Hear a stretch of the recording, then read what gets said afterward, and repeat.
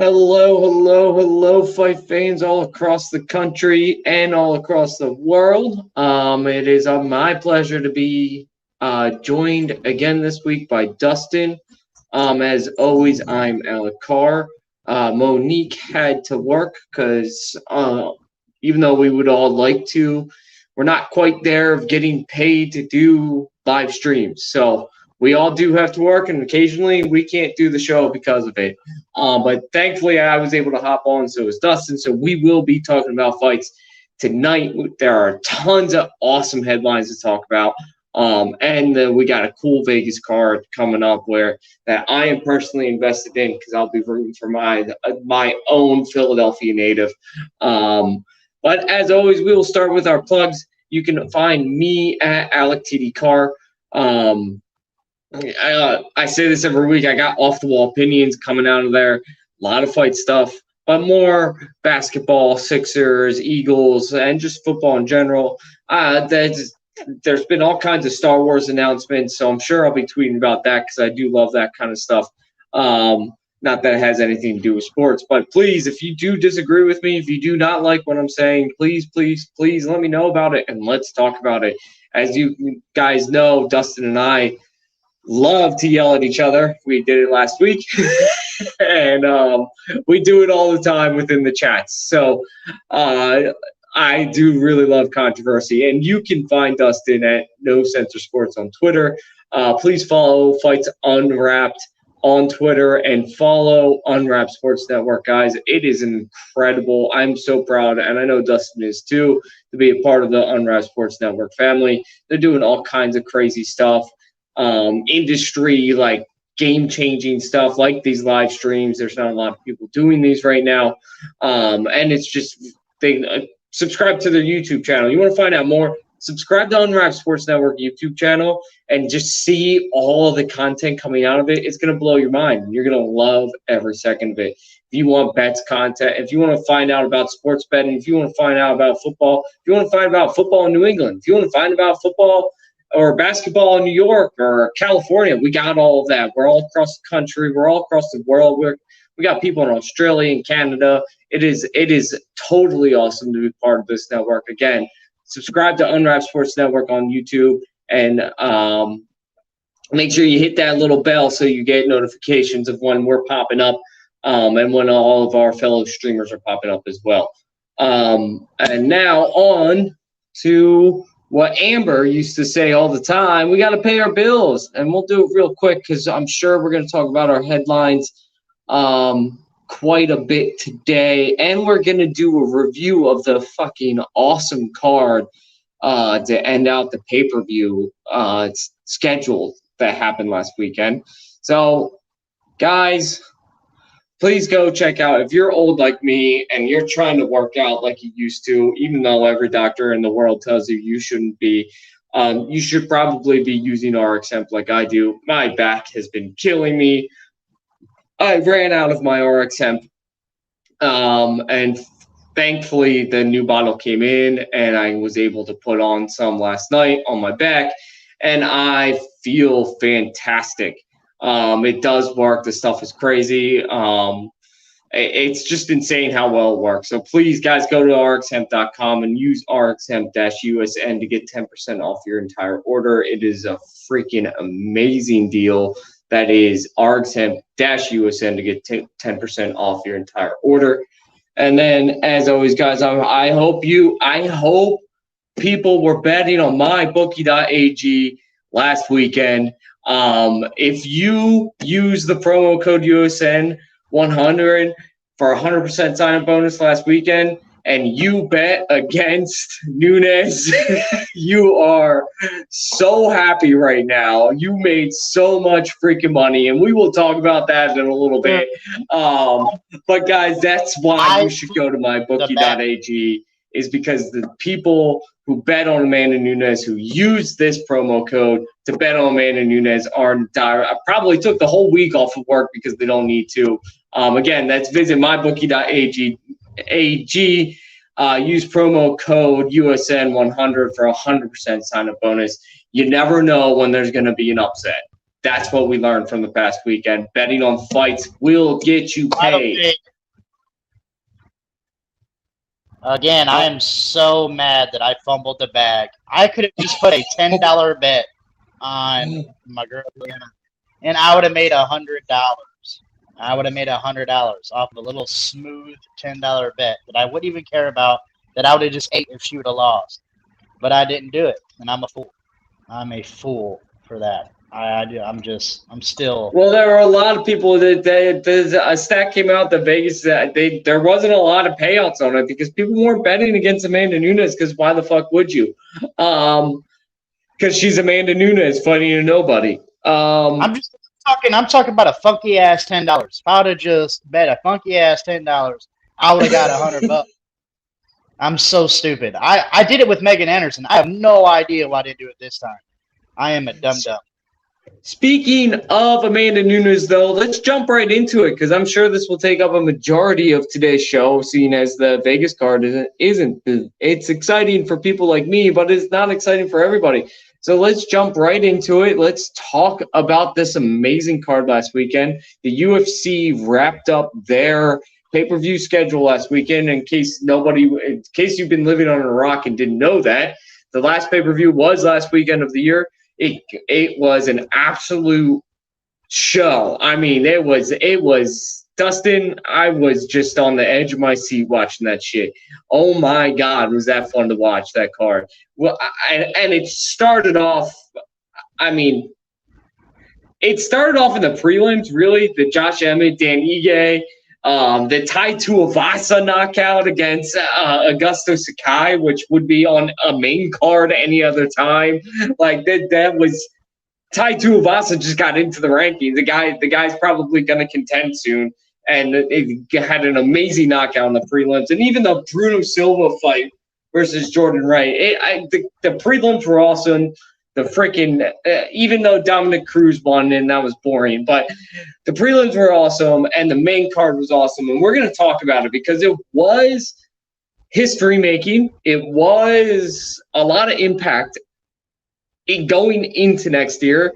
And we're going to start with one of the most impactful fights that happened, and that would be Sugar Sean O'Malley versus Raul Pavaya. Dustin, Sugar Sean O'Malley, and we're going to talk about him getting paid. Let's not talk about that now because that's a whole different subject that we're going to talk about. Let's just talk about this fight and what it means for the UFC. Sugar Sean O'Malley came in and put on an absolute show in the first round. He's got the best boxing footwork in that division. The guy's got just technique boxing is just insane.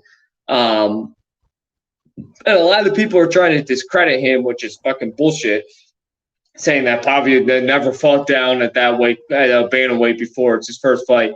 Yeah, he stepped down. He has power for days. He was a powerful, he's a powerful guy. And he's a good striker, and he's coming off of 2 victories, and is an absolute beast. Sugar Sean O'Malley went in there and handled his business. And so it would have been one thing if this lasted, for me, Dustin, it would have been one thing if this lasted 3 rounds and it was a decision and maybe even a split decision and be like, all right, well, he needed to show out and he didn't really show out. No, he got it done in the first round and it was easy for him. I want to get your thoughts before I talk more about this. But, Dustin, what do you think about this? Sugar Sean O'Malley's breaking the top 15 in rankings. What do you think's next for him? Do you agree that this fight is being overblown? I think I know your answer, but do you believe the Sugar Sean hype? I don't know about the hype anymore. First of all, hype is mostly fake, and it's mostly like a media-driven thing where they blow a fighter up, and it mostly happens in the beginning of their career. His hype started off the Contender Series. I think that's when it was hype. I think that's when he was popular, and people were expecting huge things. To me, it's not hype anymore. That dude is a killer. Dude, his striking is ridiculous. And the reason I love his striking, again, he showed it again. That dude can pick a shot from across the way. I don't know what it is. It's like it's in slow motion. The dude can just pick it. Like he'll crack you with something ridiculous, and it's right on time. I haven't seen people strike like that since Anderson Silva. Like when it comes to that accuracy, like Izzy has it. Izzy has it. When you have there's just that pure accuracy of your hands and your feet. It's ridiculous. And you don't have to hit as hard. He doesn't have to be Mike Tyson. When he lands those perfect punches and snaps your neck, dude, it's a bad day. It's such a bad day. When he landed that right hook, I knew it was over. When I saw dude's head snap back, I was like, yep, this is going to be a bad end of the round for him, dude. Because Sugar Sean, when he gets in a rhythm, it's even worse. When he gets in a rhythm, then he figures out that movement and he figures out what you're going to do. And he starts to get on a rhythm and lands 4 to 5 punches, dude, you're probably going out. You're going out. And the dude's he's sick. And when people say that this wasn't a tough opponent, if you're a person who doesn't know the sport in depth, you probably would think this was a nobody. But nah, it wasn't. Believe me, it's a very tough guy. There's not too many people that would have done that to him. Not too many people. And Sugar Sean annihilated him. Like, when we're talking about just killed him. Like, it was ridiculous. I didn't think he'd beat him that bad. I thought it was probably going to end in the second, maybe third. Maybe he would dance around a little bit, get away from him. But, dude, Sugar Sean is just a fucking crazy, creepy athlete. It is what it is, dude. Yeah. Yeah, I mean, this is his definitely his toughest opponent so far. I don't count Chito Vera, who's the most overrated guy in the UFC right now. The fact that guy's ranked is a fucking joke. He doesn't belong in the top. He doesn't belong in the top 15. He just doesn't. That kick on Edgar was pretty good. I ain't gonna lie. I know, but in my maybe the top 10. Maybe I should rephrase that. He doesn't belong in the top 10. Certainly not in the top 10. Maybe the top 15. The guy's overblown. He never beat Sugar Sean O'Malley. Let's not get this twisted. It was a non-contact injury. Sugar Sean O'Malley was dominating that fight. He was dominating it the same way he dominated this fight. It was absolutely incredible. I would actually, if Chito Vera fought Pavia, I'm not picking Chito. Chito's not winning that fight. Just so you guys know, that was a tougher opponent than Chito Vera. Pavia is a young guy who's gonna be in the top 15 at some point.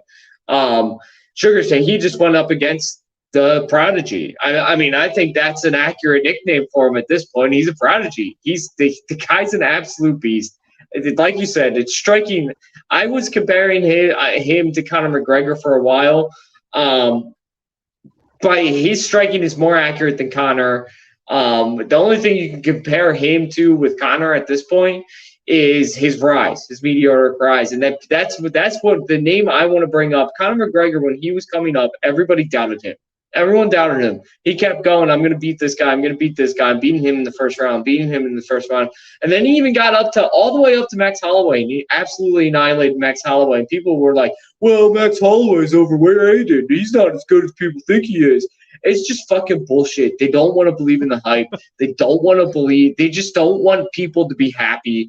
People who are hating on Sugar Sean O'Malley right now just don't want to be happy. Why can't you enjoy this? Just believe in the kid. The kid's an absolute beast.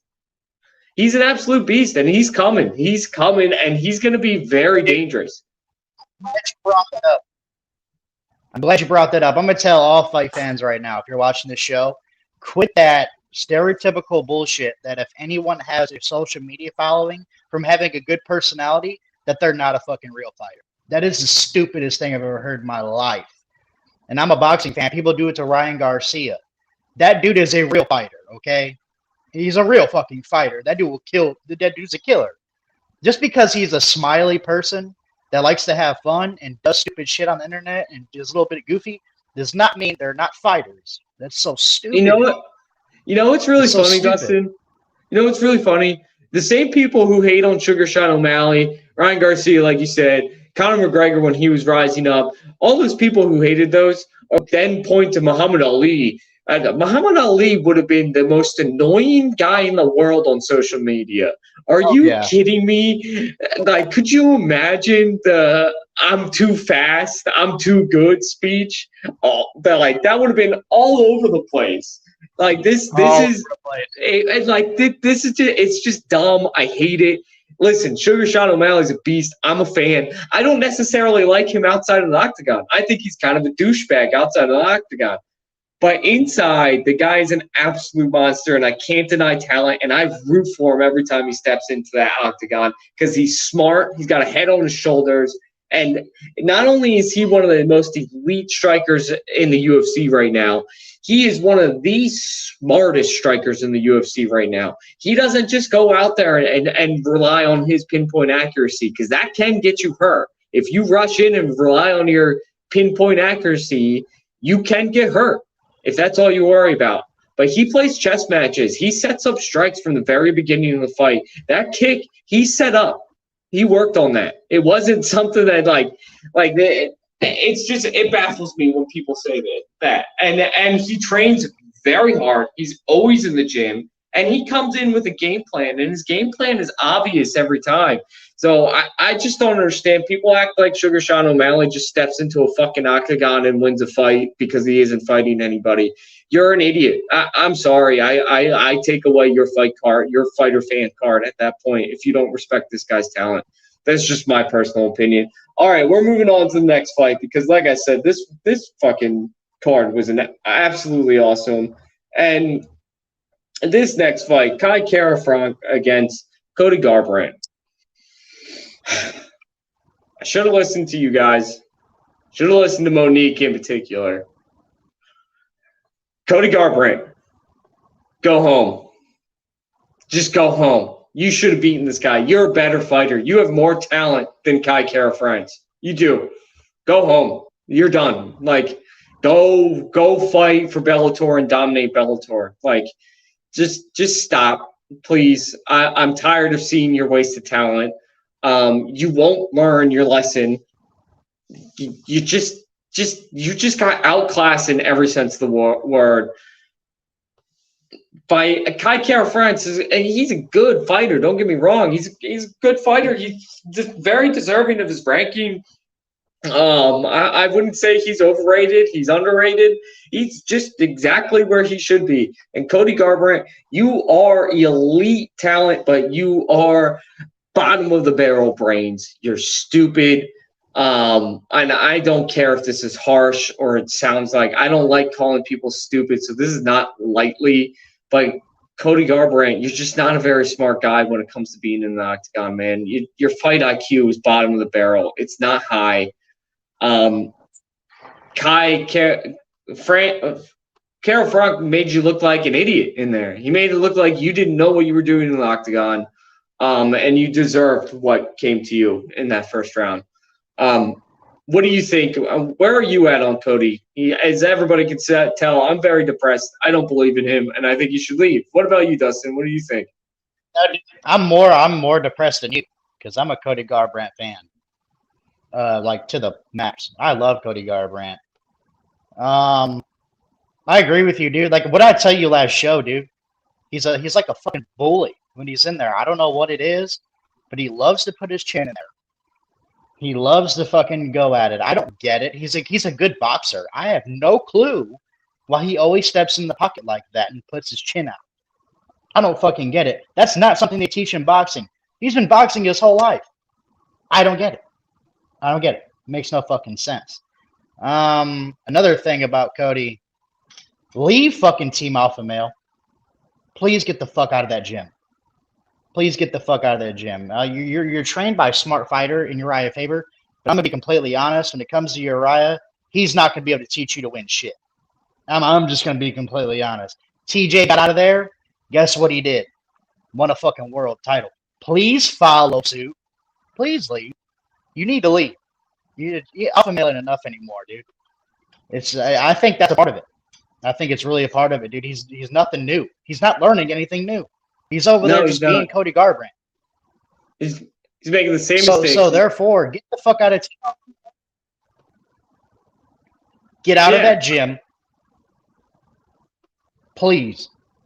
Yeah, I mean, I totally agree. The guy's making the same mistakes. He's got zero head movement. Zero. The guy just fucking puts his chin out there and goes, please knock me out. It's just disgusting. And he has a bad chin. Yeah. He has a bad chin. That's the fucking worst part about it. You can stick your chin out if you have a good chin. But, dude, you proved a million times you don't have a good chin. You let And TJ hit you with the same right hook twice. Same one here, twice. here's my thing about Uriah Faber too. I've never been a big fan of him. Never really been a huge fan of his. I know he's a good fighter, and I would never discredit him for not. I would never call him not a good fighter, but I've always thought in my mind there's been a lot of people who said Uriah Faber is one of the greatest in the division of all time. I just don't agree with it. I'm sorry, I just don't. I don't agree with it. He's a good fighter. That's about it. He's not. He's clearly not a teacher. His fighters don't learn anything. He just needs to get the fuck out of there, man. And not just that, he needs to leave the UFC. Because I don't think he's smart enough to learn anything. I don't think it matters where he goes, though, because you can tell when it comes to being in that octagon, 9 times out of 10, he is not the smarter fighter. And that's what kills me. What kills me, dude, is he is the perfect fighter. When you look at his physique for that. That's what I mean. That's why I keep saying he's elite talent. He is an elite talent. But if you don't have the brain behind it, and if you don't have the discipline behind it, it doesn't matter how elite you are. Dustin and I talk about this over and over again. It doesn't matter how elite you are if you don't have the right head for the sport, and Cody doesn't. I'll give you my biggest example. If anybody doesn't get that, Uriah Hall. Uriah Hall should have fucking killed. Should have killed competition. Should have annihilated it. He should be fighting for titles. That dude should be top 3 regardless. You mean the next Anderson Silva? He should have been. He should have been. He really should have been. The dude's insane. When I watch him knock people out, I get fucking scared, dude. Like, I'm sitting there like, dude, that is insane. The way he knocks people out, I'm just like, this dude is fucking nasty. But then I watch him in certain fights, and I'm just like, Uriah, what the fuck are you doing? What the fuck are you doing? Like, I watch him. It's just like Cody. I watch him fight sometimes. I'm like, can you fucking please beat yourself? I don't know what to tell you, but, like, think about it. Just think about it for a second. That's who I compare him to, dude. All right, we got to move on to the most boring fight of the main card, the Jeff Neal versus Santiago Ponzinibo. What we thought would happen happened. Christ. Jeff Neal made this a Jeff Neal fight. Santiago Ponzinibo is unfortunately not the same guy he used to be before all the injuries. It's very apparent. It's sad because this was a guy that was going to be an absolute dominant force before he got injured. He's clearly lost a step. And for people who don't realize this, Santiago Ponzinibo, before his injury, was on an absolute tear in the UFC. I think I don't have it in front of me, but I think he was on like a 6-fight win streak. Then he got injured 3 times in a row. Ankle injury after ankle injury after ankle injury, if I remember correctly. And he just has not been able to come back from the last time. He had like a 2.5-year layoff. I think he's 35 years old or something like that now. I think it's time for him just to call it. It's sad because he was at one time my favorite up and comer. But yeah, it happens. It's the fight game. Jeff Neal made this into a Jeff Neal fight like we thought he would.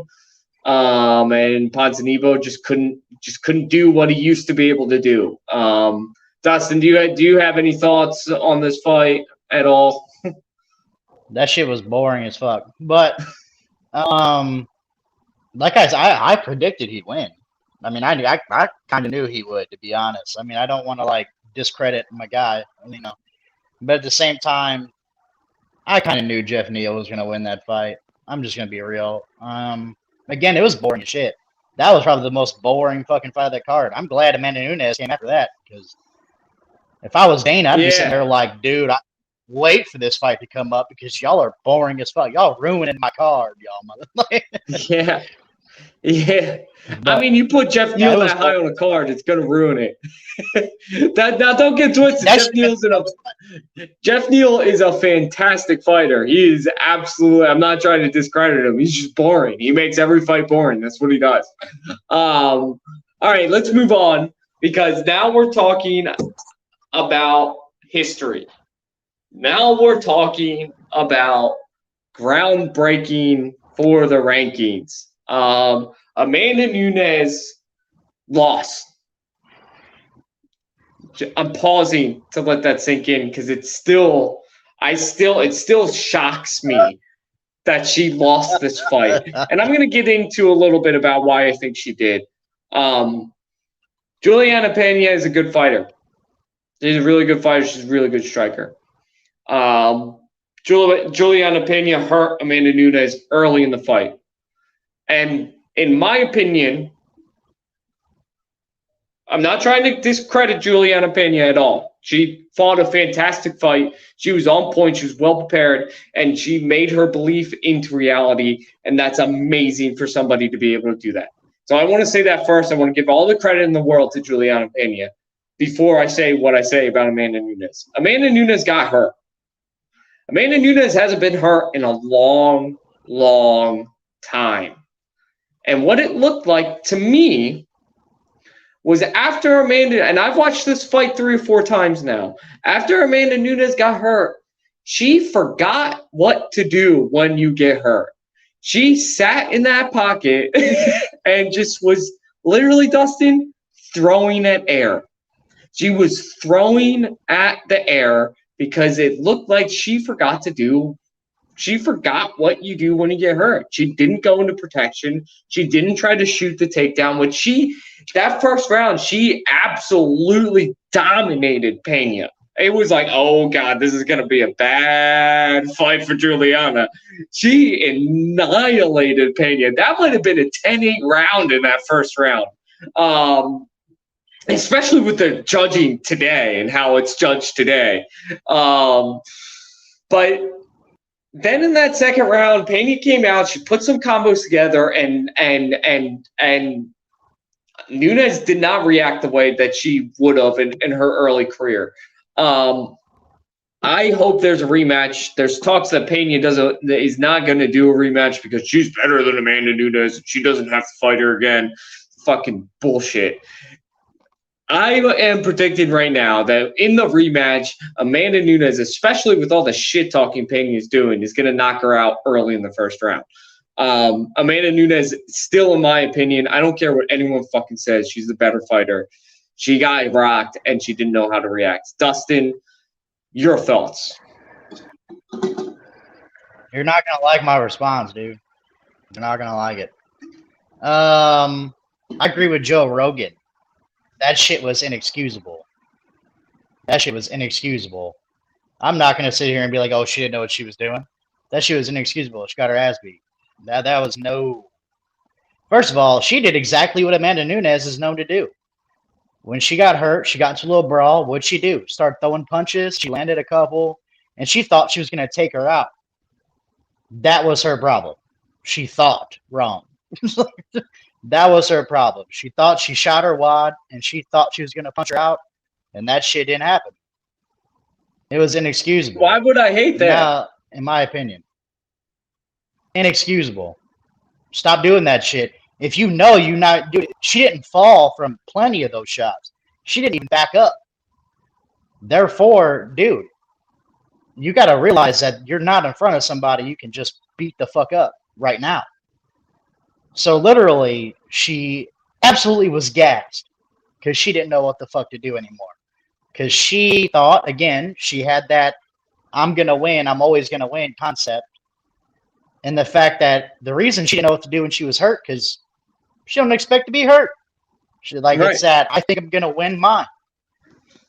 Yeah. Now that tap out from that submission was fucking disgusting. Fucking disgusting. The hooks weren't even in. She was pulling with just her body. That was it. That's fucking disgusting. You gave up.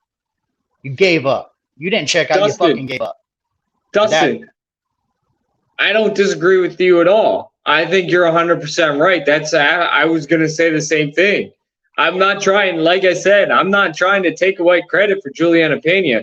What Amanda Nunes did is inexcusable. She is a better fighter than that. She is the world champion and the greatest women's fighter and one of the greatest MMA fighters of all time. She should know that Juliana Pena's hands are not to be messed with, and she should have gone into clinch. That's what she should have done. She dominated in the first round in the clinch and on the ground. And Juliana Pena, she let her throw because Amanda Nunes thought she would outpower her. And that was dumb, and she was so hurt that she was throwing at the air. She was literally throwing at the air. I agree with you. Here's another thing. I don't like her response. That shit was a bad sign to me. Very bad sign. It was like a Ronda Rousey response almost. I would expect that from her. Like that, smiling. Nothing's wrong. I'm going to go back in the gym. Bullshit. If I was her coach and she responded like that, I'd be like, you go back in that octagon thinking like that again, you're going to get beat again. You're going to get beat again. You should be devastated from that shit. You should be devastated from getting beat like that.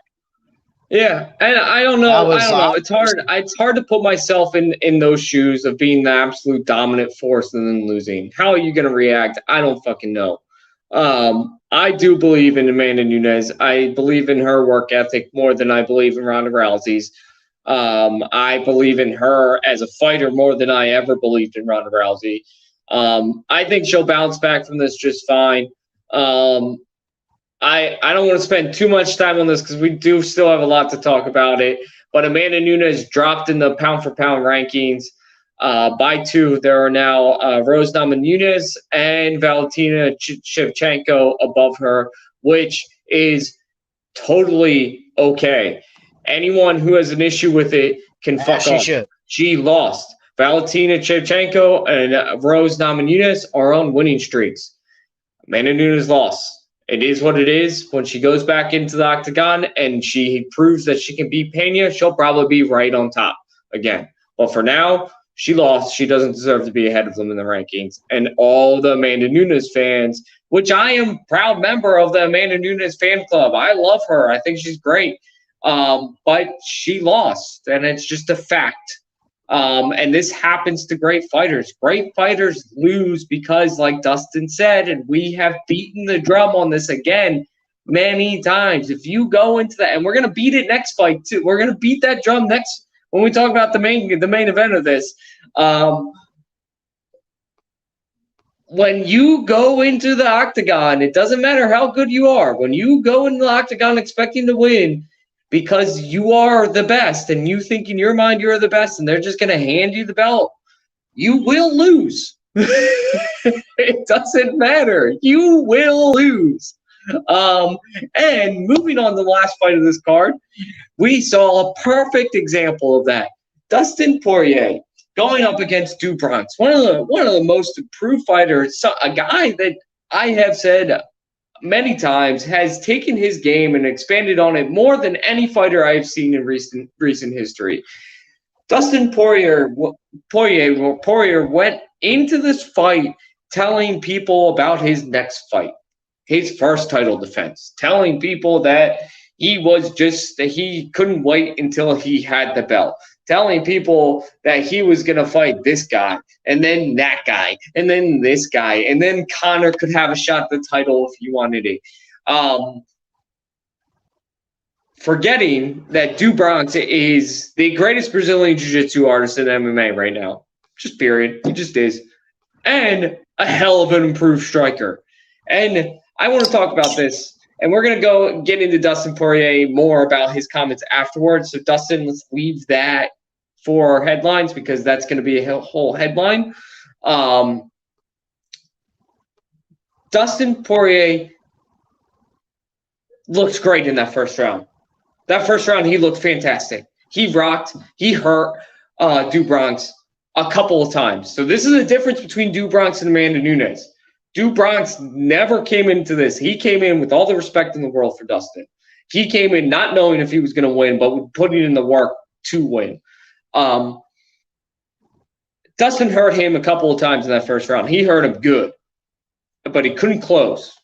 He couldn't close the deal because Do Bronx is a tough motherfucker, and because when Dustin didn't have the power to put him out with those heavy strikes that he landed, he didn't know what to do. he just didn't know what to do, and Do Bronx was able to defend. Which is what he's always been really good at. When Do Bronx gets hurt, he goes in defense mode, and his recovery time is quick when he gets hurt, and it always has been over his whole career. Then in the second and third round, Do Bronx woke the fuck up. This is what shocked me about this fight going into it. When people were saying that the longer the fight lasts, the better it is for Dustin Poirier. That is the dumbest thing. The people that were saying that clearly don't know Do Bronx, clearly don't know anything about how he fights. Do Bronx gets better as the fight goes on, not worse. I've never seen the guy last long in a fight and not get better. He's on a 10-fight win streak for a reason. Dustin, you got what you asked for. You got your title shot, and you blew it, and you didn't prepare, and you got submitted because, first of all, anyway, I'm going to let you talk about it, but then we got to talk about that submission after you talk about it. I think Do Bronx, there's no rematch. There's nothing. Do Bronx beat him. I don't need to see this fight played over again. Do Bronx needs to fight the next guy. That's what needs to happen. Dustin, what do you think about the fight? And then we'll talk about that submission a little bit because it was fucking gnarly. Well, I'll tell you right now, Dustin spanked his ass in that first round. Spanked that ass. I would think, like, hurt him a few times wasn't even a good word or a good sentence. I'm talking spanking ass. Like, he beat the fuck out of him. I'm talking, like, he beat the brakes off his ass. That was bad. If you saw that in the street, you'd probably be like, God damn, he's getting hit. Like, you all right, bro? And, yeah, he was not all right. He was getting fucking his shit rocked. I didn't expect that. I expected him to knock him down maybe once. No, he whooped his ass. That was pretty bad. Here's the thing. Charles is not one of those fighters going to be prideful as shit and be like, oh, he knocked me down, beat my ass in the first round. I'm going to try this again. That's not who Charles is, bro. He's not going to keep getting his ass kicked. He's not going to keep getting beat up. He's going to go to his strength. He's going to find a way to try to win. He's not going to sit there and like, oh, let's do this man shit, masculine fucking brawler shit where I go in and I just try to win the fight when I know I'm at a disadvantage. He's not going to do it. He's not prideful like that. So what did he do? Put that ass against the cage, got you in a good position, made a really acrobatic jump to get that back. That was really acrobatic. I was impressed. I was like, damn. He straight leaped into that shit. And and first of all, I think that was a mental mistake by Poirier. He shouldn't have even let him be on his side in that cage. He should have turned out. He should have turned his shoulders and got the fuck out. But he didn't. And Charles, dude, once he gets that arm wrapped, I actually know how he landed the submissions because he had it above his chin at first. Basically, Dustin Poirier tried to fight the hands, which is what you're supposed to do. But in those standing guillotine, the standing rear naked choke, not guillotine, the rear naked choke moments, they have a little bit more flexibility to like kind of throw you around a little bit. They'll fuck with your head, like your hands. They can get a little bit more creative up there. What he should have done was actually dipped his back. He really should have tried to get him off. He really should have got down and tried to kind of move back. But he stood there. He kind of just let him work, which I don't exactly get that. If he would actually went down when that arm was around his face, he would have got a little bit more of a slip. But he fought the hands while he was against the cage with one of the best jiu-jitsu fighters in the fucking UFC. He fought the hands when he was standing up, when he didn't even have the choke in. He didn't have it in yet. Dustin, he literally fought the hands and Do Bronx went, all right, regret. If he wouldn't have fought the hands standing up, he probably would have had a chance. He could have just dipped down and snuck his head out. But dude, he just stood there. He could have dipped down. He could have done so many other things. But I think that there's two things that played into that. First of all, when Dustin Poirier's corner told him you did exactly what we wanted you to do. One in the second round, when Duke Bronx just rained elbows on his face. Like, that's what you wanted him to do? What do you think think's going to happen? Duke Bronx is going to get tired? The guy can go for 10 rounds. Like, dude, glad you brought that up. Charles Oliveira did not grab his fucking glove. No, he didn't. Didn't happen. He didn't grab his glove. He got a really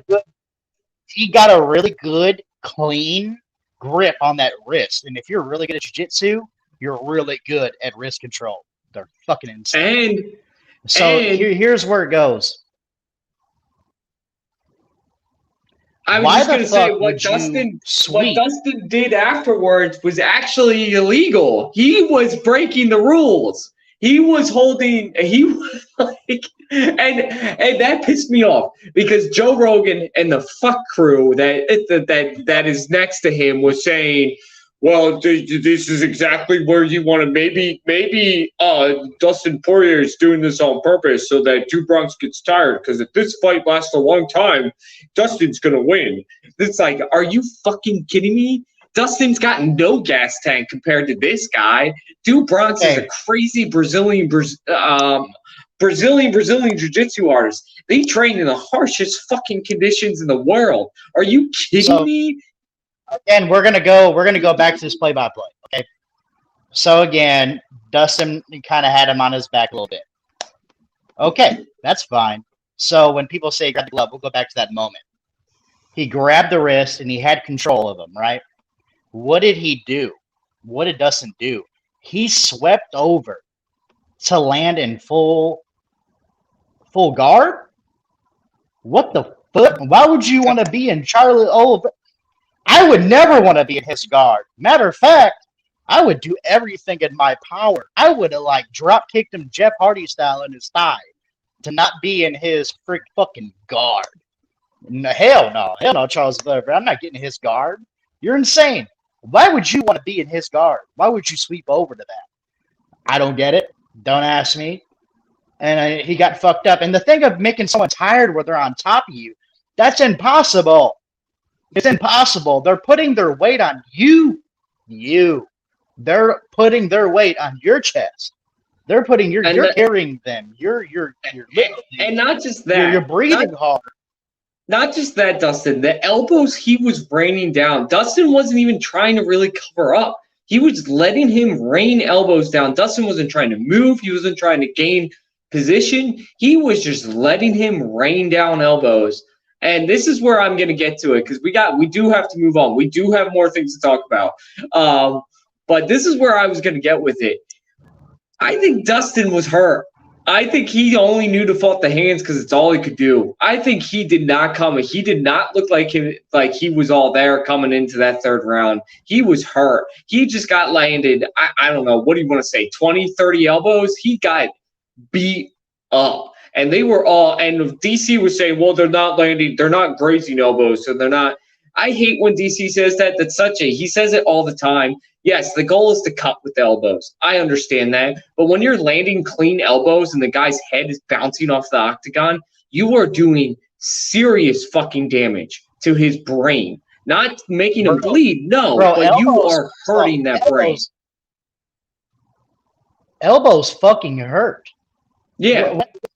Bro, there's a reason they cut you. It's because it's like the hardest part of your fucking arm. Right. That's insane. Well, you say it's only. And so when DC says that shit, when he's like, well, they're not grazing elbows, so they're not making any cuts. No, but every time he hits a full power elbow, Dustin Poirier is getting another concussion, another trauma onto his brain. Dustin Poirier was hurt. That's why he fought the hands. That's why he didn't dip. That's why he didn't drop back. That's why he didn't try to roll out or lower the shoulder or get out of there somehow. And all he could do was fight the hands because he was hurt. He was hurt. I don't know what they're talking about. Elbows and knees are one of the most powerful strikes you could ever eat. Right. It's harder than your fist. Way harder. Well, no, it's DC. The guy's a fucking moron.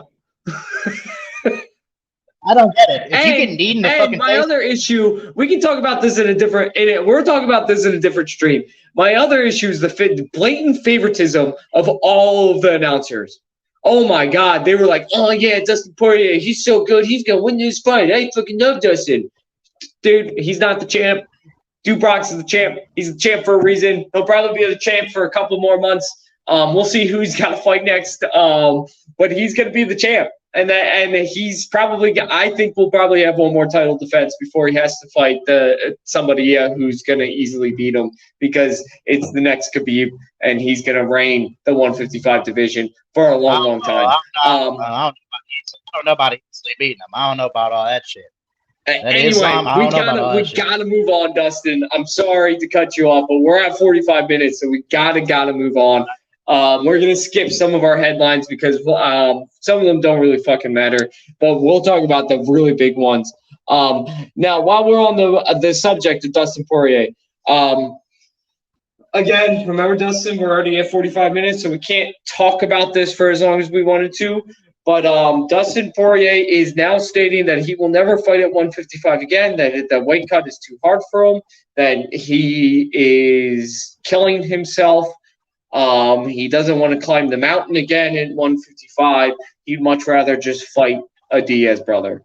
All I got to say is, you know what I'm doing, Dustin? You know what I'm doing right now? You know this? I'm playing the world's smallest violin. And that's what I'm doing for Dustin. Dustin, you have been exposed. You are the fakest guy in the UFC. Your charity is a fraud. It's earning you money.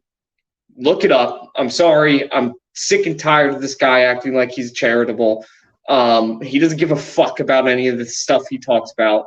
He makes profits off his charity. You guys can look it up. It's out there. The information's out there. He is an outright douchebag.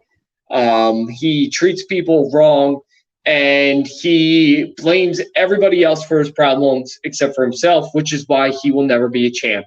And if Dustin thinks he can honestly go up to 170 and walk through that division, oh my God, there are so many guys that will beat him up there.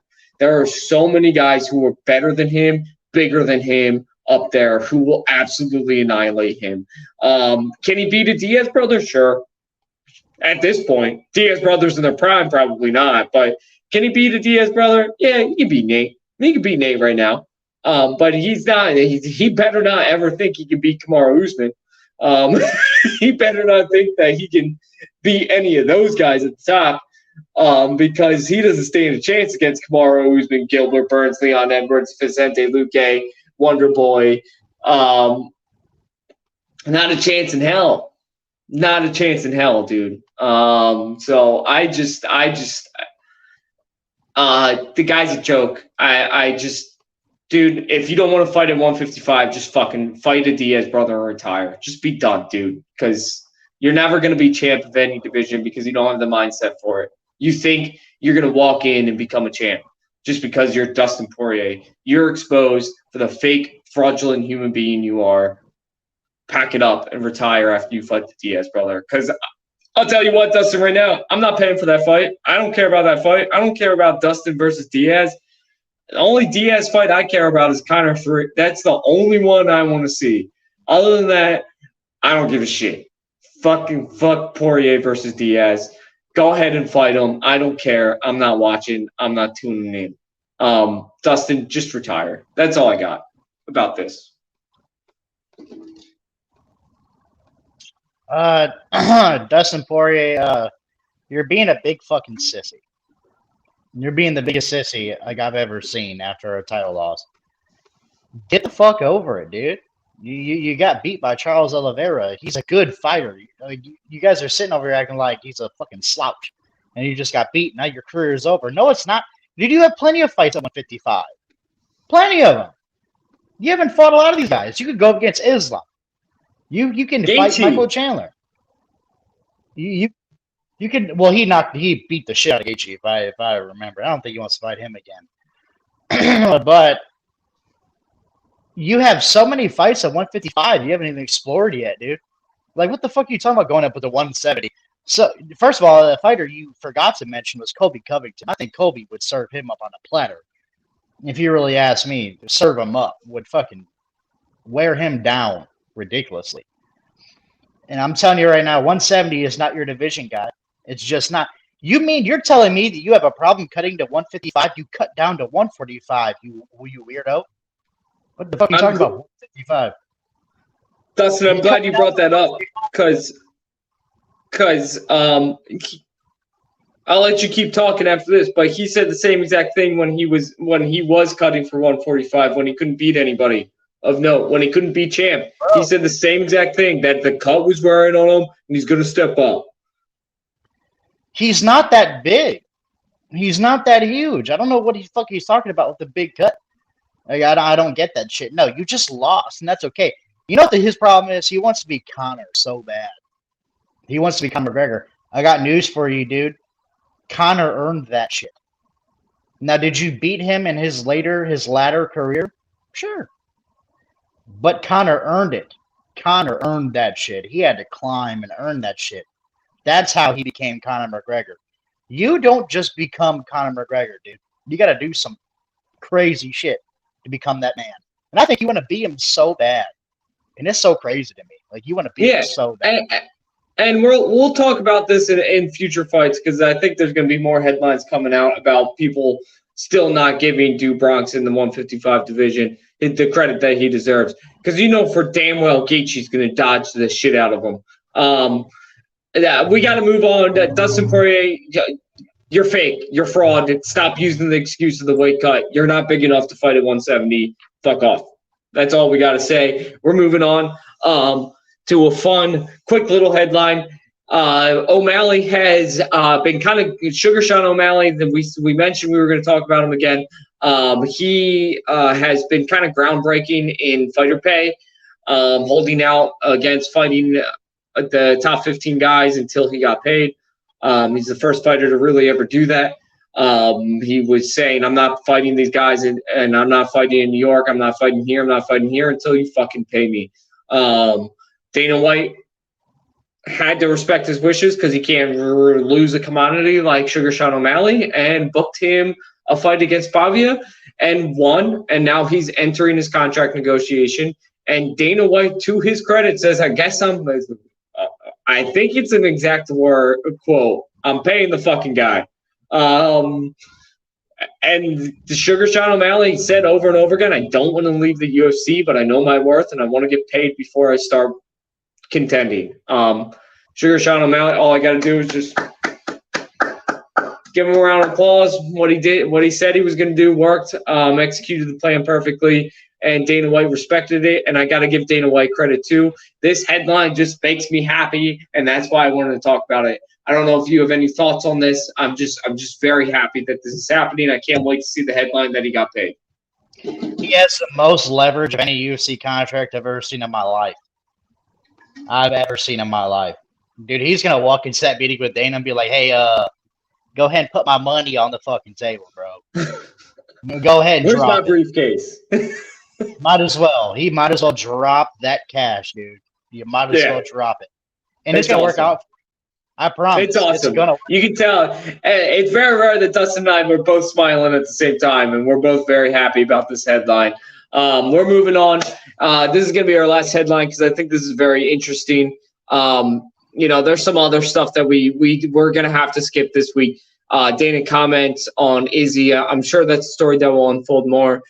Basically, what happened with that one. I'm just gonna go over this real quick, Dustin. We'll move on to the next one. Izzy said that after the fight was officially announced, the Whitaker Israel Adesanya 2 fight was officially announced. Izzy came out and said that nothing's been done. And Dana White promptly jumped on social media and said, I have the fucking paperwork signed by you. The fight's happening. You can't back out now. I got to give Dana credit where credit is due, even though I don't like the guy. He is making a champ put his money where his mouth is and fight a guy when he's fully healthy that Israel Adesanya wants nothing to do with when he's fully healthy. And I think that's very apparent. Even though I still think he has the upper hand in this fight. But this is a story to pay attention to. Izzy, you're losing my fandom. That's all I got to say about this headline. Dustin, any quick comments? Izzy is becoming less and less popular to me. It's clear he doesn't want any part of Whitaker, dude. It's so clear he does not want any part of this guy. I don't get it. I don't fucking get why you have such a problem fighting this guy. The only thing I can think of is you think you're going to lose. It's the only guy in the division that can beat him. That's why. I don't get it. What? You're a fucking champion, man. I know. I agree with you. But the reason why the only guy in the division that can beat him, that has the skill set to beat him, as far as Whitaker. Is it still a stretch? Yes. But is he scared, especially after the Jan fight? Is he scared? And he just wants to be a he wants to be a cakewalk champion. And he is losing my fandom because he was not afraid to fight anybody on his way up. And now he just thinks he can do whatever he wants. And that's why I have to give credit to Dana. He said, nope, you're fighting Whitaker. So I can't wait for this fight. Again, pay attention to the story, guys. I'm going to move on to a quick headline. This one's a little personal for me. Just because personally in that I like it. I think this is a great move for Dan Hooker. I think him moving down to featherweight is great right now, especially with the guys who are in the featherweight division. He matches up perfectly with a lot of those guys. There will be a lot of really exciting fights. Does he have the skill set to beat any of them? I don't know. But I know that they will be fun fights to watch. And I know that his power increase, because he's already an elite striker, and now his power increase dropping down the featherweight is going to be outstanding. I'm excited to see this. I hope I don't know about him fighting Ortega first, but I hope a fight gets booked with him at the featherweight division. It looks like he's all in. Doesn't look like the cut was too hard for him. He made the weight pretty easily in his test runs. Dustin, do you think this is a good move for Dan Hooker? Do you think this could change the way we look at him? I think this is a great move because it's his only move. Because he wasn't getting anywhere in 155. I don't think he was getting anywhere. He's a great fighter, and I really wish him the best. Featherweight, dude, it's still a tough division. It's still tough. And I hope they don't feed him to Ortega the first fight. I hope not. Because Ortega it's just a bad matchup, you know? You're feeding a striker for his first fight in a new division for the first time ever to a guy who's the exact opposite kind of fighter. Like, you're going to put him against Brian Ortega, who's not going to stand and throw strikes with him. He's going to – the way Ortega fights Hooker is he takes him down. That's how he would have to fight him. I don't like that fight for him, but I love him moving down to featherweight. I love the move. But don't let him warm up let him get his feet wet before you feed him. Yeah, let him fight Cater. Let him fight Cater first. That's a fun fight. That's a really fun fight because Cater is not as good as I don't think he's as good as other people think he is. But he is a hell of a striker. And you put Dan Hooker and Cater in an octagon together, man, it's going to be fun. It's just going to be fucking chess game, kickboxing match. Ortega, let him get his feet wet. All right, we're moving on. The last headline, we don't really need to talk about this, but I just thought I'd bring it up. We talked about Dominic Cruz, and I defended him last week in his opinions against DC, or maybe that was 2 weeks ago. And then he comes out and just looks like an idiot. Saying he would fight Aldo again, but he'd much rather contend for a title. First of all, Aldo is not stepping down to fight you. And second of all, dude, you're right now ranked 7th. 7th. You're not fighting any of the top 5 right now. You're just not. You can shut up. Like, you're a boring fighter. No one cares. You're not a true contender. You can't beat Petr Yan. You can't beat TJ Dillashaw. I don't know if I would pick you against Aljamain Sterling. You certainly can't beat Sandhagen. Maybe Rob. Dominic, I stand up for you, and then you go and say some stupid shit. And that's the only reason why I wanted to talk about this. Any thoughts on this, Dustin, whatsoever? You ain't no goddamn bantamweight contender. Shut the fuck up, old ass. You're the exact opposite of Aldo. At least Aldo, when he got older, he he found some things to motivate him. Or you ain't gonna beat Aldo. First of all, Aldo's looking towards a title. You think he's gonna fight your weird ass? No. Yeah, he just jumped up in the rankings to 3rd. Why would he drop down to 7 to fight you? He's in line for a title shot. He's going for Peter Yan, and then he's not going for fucking Dominic Cruz. That's not happening. Right, he wants the Yan rematch to prove that he can fight. It's just dumb. It's just dumb. Anyway, we're moving on. Dude, I hope. Let me say this one time. I hope they feed his ass to Sugar Sean. I hope they just fucking let Sugar Sean gobble. Dude, I was thinking that, and I was going to talk about it if we had more time, but we don't have more time. Sugar Sean O'Malley would absolutely annihilate that man. We will talk. I promise you guys, we will talk about this at a later moment, in a later card, because it is a very funny conversation to be had. Dominic Cruz against Sugar Sean O'Malley, but we don't have time. We got to talk about the fights, and we got to do a fight preview because that is what we do here at Fights Unwrapped. Now we're gonna run through this card because besides the main event and the co-main, it's not very exciting. It starts out, let me look at this, with Cub Swanson and Darren Elkins. Cub Swanson is coming off of a loss. I give him all the credit in the world for stepping in against Giga. It takes balls to step in against that guy when no one else will. Cub Swanson didn't bat an eye, and he took the fight. Never expected him to win that fight. I don't think anybody did. And if you did, I question your. I want you to take an IQ test if you thought Cub Swanson ever stood a chance against Giga. And he's going against Darren Elkins. This is a big nothing fight. Cub Swanson, absolutely, if he does not win this fight, he's done. He's done. Darren Elkins is 37 years old. Cub Swanson is 38. Derek Elkins is coming off of 2 wins, one against Derek Minor, who people thought was going to be something in the UFC. Cub Swanson, win the fight. Beat the guys you're supposed to beat. You're supposed to beat Darren Elkins. Dustin, any thoughts about this one? 2 guys, 2 old dudes that should have been better. Move on.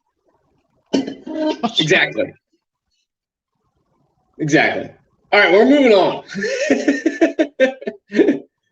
All right, next up we got Diego Ferreira versus Matsuzuma Gamrot.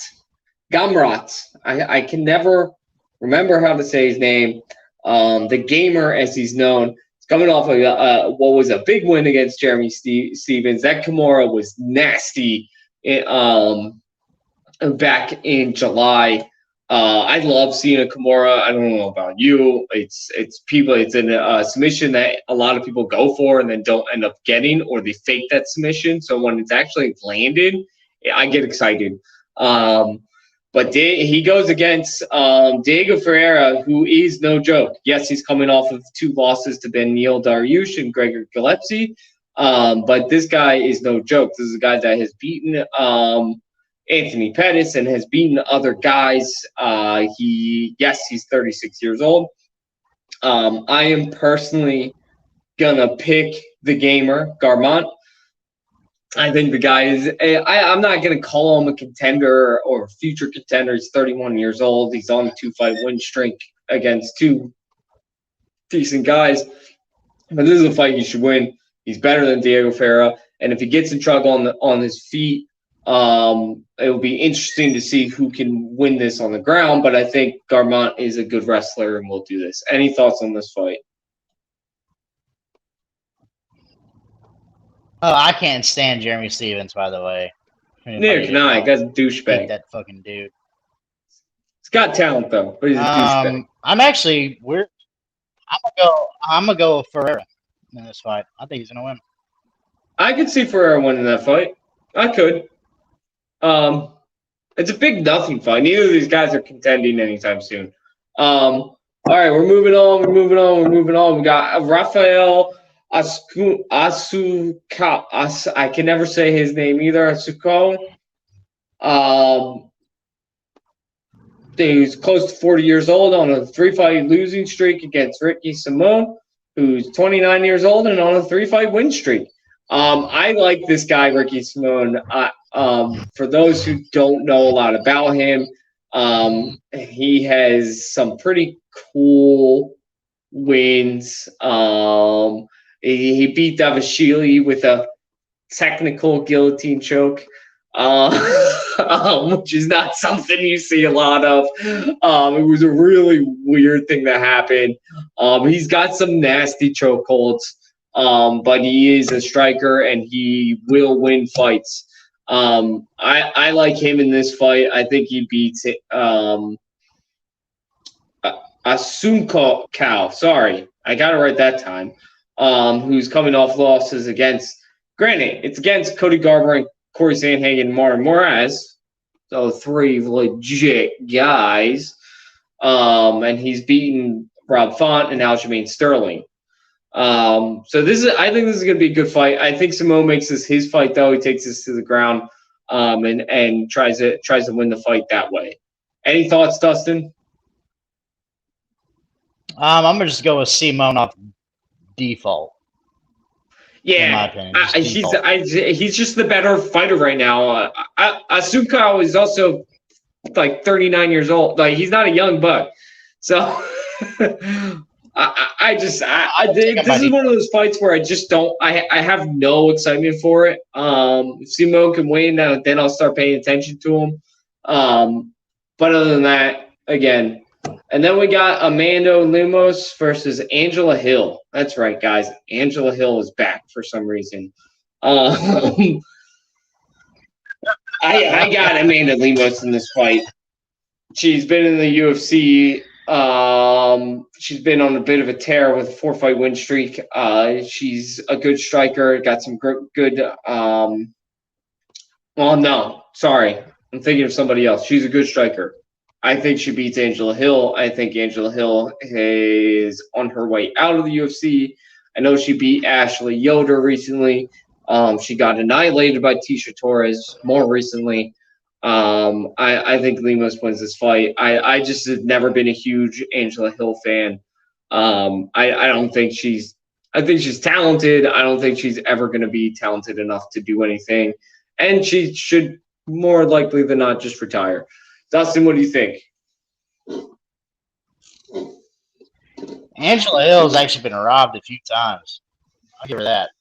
Some of her decisions are pretty questionable. As far as her being out of the UFC, I have no clue how that worked. I mean, that's up to Dana. I mean, just depending. I do think she got robbed a few times. But I don't think she's ever... I agree, man. I don't think she's ever going to contend. I don't think she's ever going to be up there. So really, I mean, this is kind of a throw-in fight. I don't really have a huge opinion about this one, to be completely honest. I'd have to. Neither do I.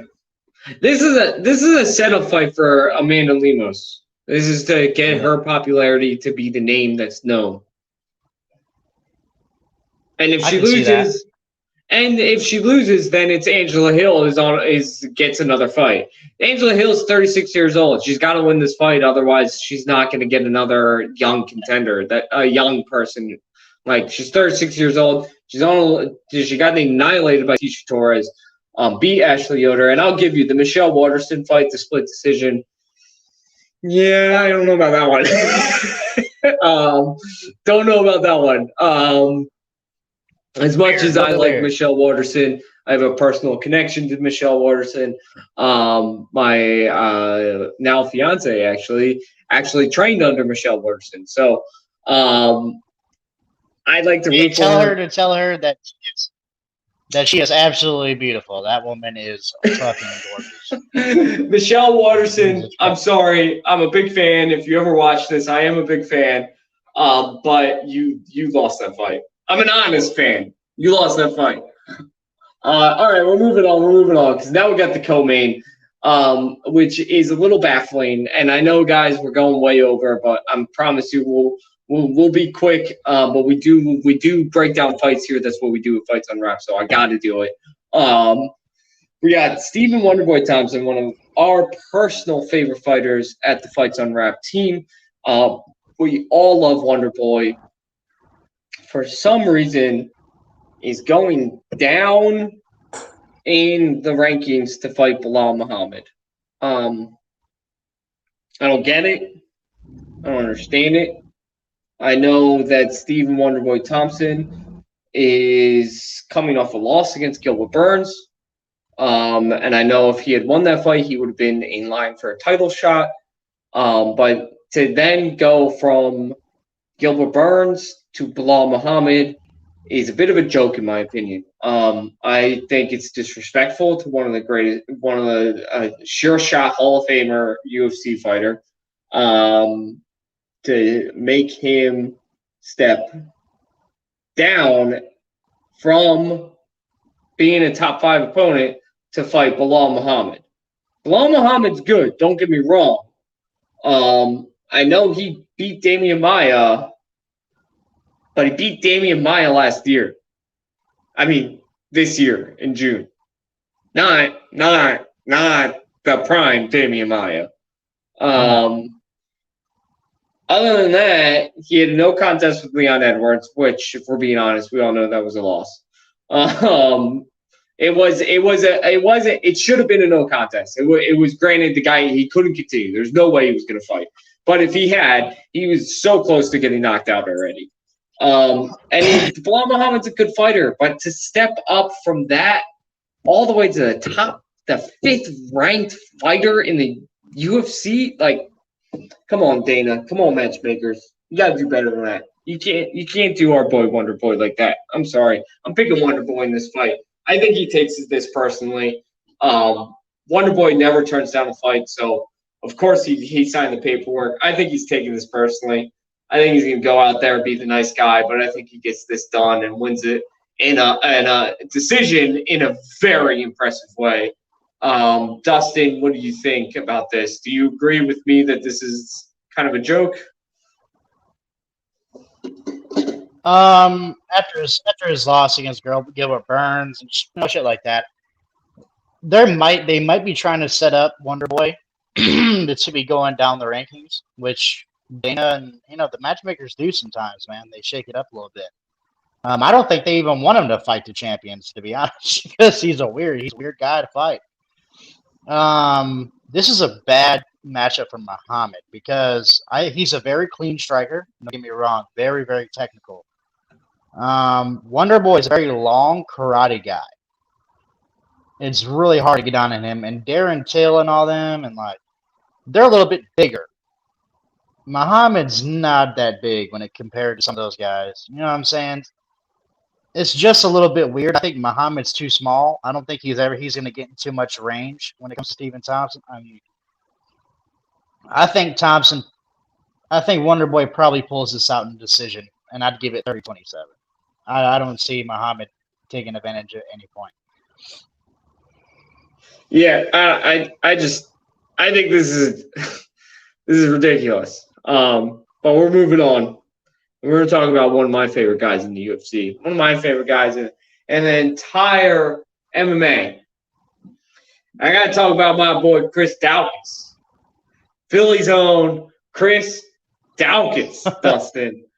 The Philly pride, the Philly boy, the Philly tough, Chris Daukaus. The big fucking heavyweight monster, Chris Daukaus.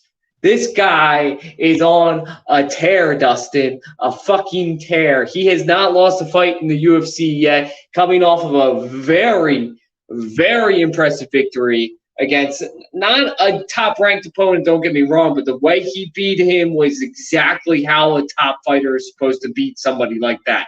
He annihilated the guy. Chris Daukaus looks better in every single fight. Every fight that goes on, he progresses and gets better. He even got thinner before his last fight, which is very, very important if he ever actually wants to contend. He pulls Derek Lewis.